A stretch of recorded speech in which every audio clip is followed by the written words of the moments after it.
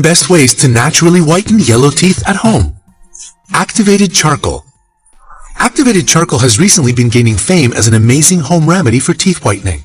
And it's no surprise, since it's for sure one of the easiest and most inexpensive products to naturally whiten your teeth. As an antioxidant, this stuff truly works wonders by removing all the toxins and surface stains left by tea, coffee, and food consumption. Brushing your teeth with activated charcoal has been proven to lighten them by up to 3 shades. Pretty impressive, right? So if you want to try it, here's what you should do.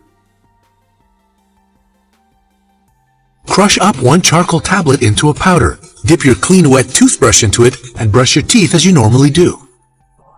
Just don't freak out when your teeth and mouth instantly become covered in the black stuff. It rinses away to reveal brighter, whiter teeth. Powdered milk and toothpaste.